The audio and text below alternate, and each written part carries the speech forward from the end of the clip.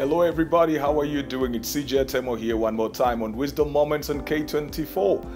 I hope that you are having a great day and a great week as well. We've been talking about when to leave your job.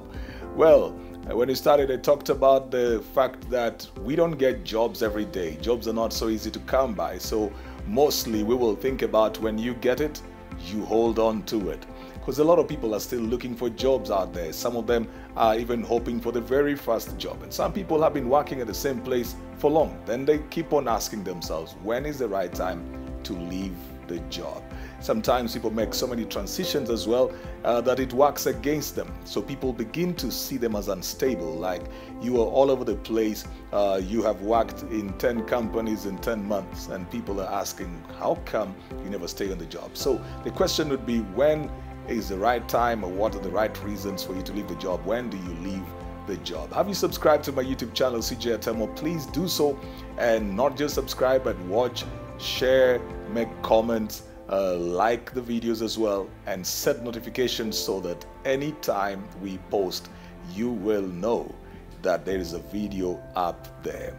Well, I am C.J Atemo on all other platforms as well, that is Twitter, Instagram, Facebook, and on LinkedIn. So get in touch. If you need to do mail, it's cjatsol@gmail.com. When do we leave the job? I have talked about when there is no growth. I've talked about when the work environment is toxic. Today I want to talk about when the company you're working for lacks appetite. When the place you are working has no appetite. You see, it is tied to your growth, because when the place has no appetite, it means that it will not offer you avenues for that growth. I will use the analogy of football. Every time you see great players moving clubs and changing, they will talk about, I want to be part of a club that is hungry for trophies. They want to be part of a club that goes out there and does something. Why is that important? Because as they take up challenges, the individual also grows.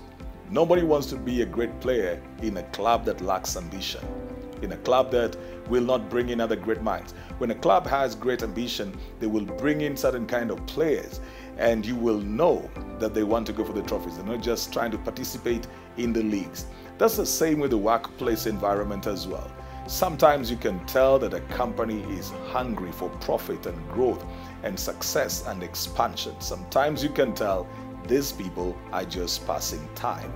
So if you're somebody who really wants to grow, and if you love to see things getting done, and you love to see expansion, and you want to see things moving to the next dimension, then you would want to be part of a company or be with an employer who has an appetite.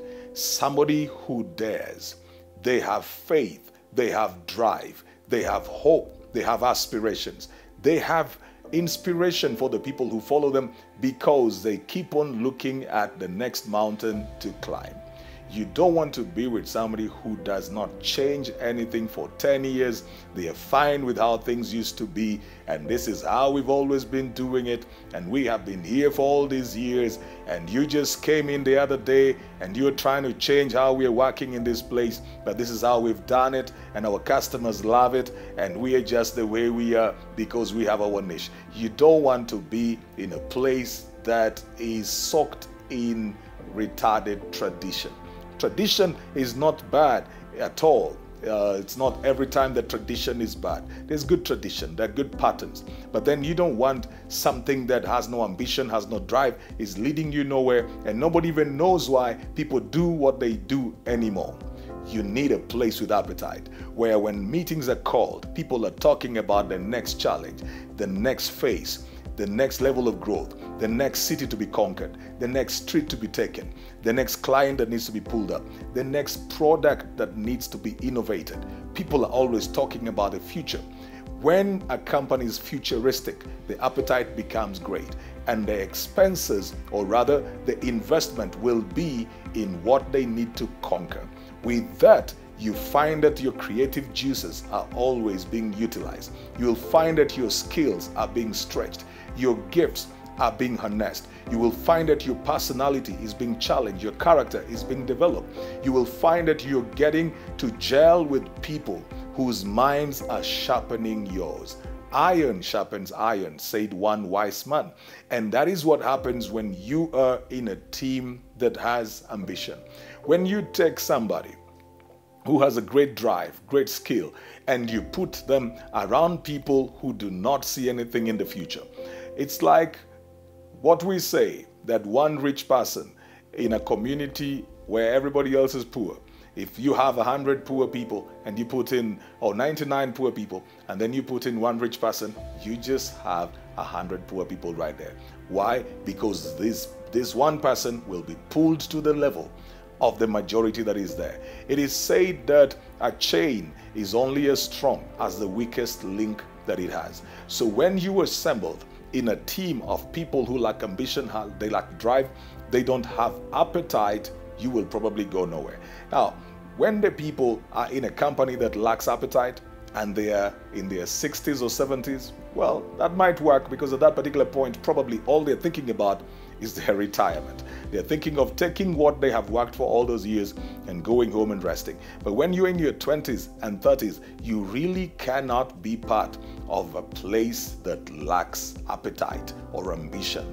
You want to have a boss who keeps on telling you, or a leader who keeps on telling you everything is possible. Somebody who says we can go out, we can do much. Somebody who keeps on seeing in the horizon possibilities and frontiers that need to be taken. Somebody who will put in so much energy into us getting into the next phase and the next place. They keep on thinking generationally. They keep on thinking about the future. What is going to happen? Remember the case of the Nokia CEO at one point when he said we did nothing wrong, but we did not change. They didn't change fast enough because there was no appetite. Everybody was changing. Everything was changing. Well, Nokia has tried to come back into the market, but they're not in the place where they were before, because somebody else somewhere was more hungry. They were more hungry for success. They were more hungry for profits. They were more hungry for the terrains. So they got to know what needed to be done. You need to follow those kind of leaders. If you're in a place where there is great appetite, but it is not a toxic work environment, then you can stay on it. Because again, I did mention the toxic work environment, and sometimes you may have a leader who has great appetite, but then that appetite also is causing people to work against each other because they are very individualistic. There's no team synergy. The team dynamics are just crazy. Everybody thinks about themselves. So that would also compromise that aspect. But if you have a good working environment, and then there is great appetite, it's a great place for you to grow. You can always look back and say, when I came into this company, we were at this level, and I've worked here for 5 to 10 years, and so we are at this level. But if you cannot quantify what you are doing in that place, there are no trophies in quotes. There's nothing in the cabinet, but you're putting in all your effort. Somewhere along the line, you will begin to get discouraged, and you will lose the oomph that you have, so that when you need to go to another place in the future, when somebody hears about where you have been, they don't think that you're a great worker, because they judge you based on the team you've been working for. So they will be saying to themselves, can anything good come out from that place? Well, this is C.J Atemo, and that has been all the time we've had today on Wisdom Moments and K24 with me.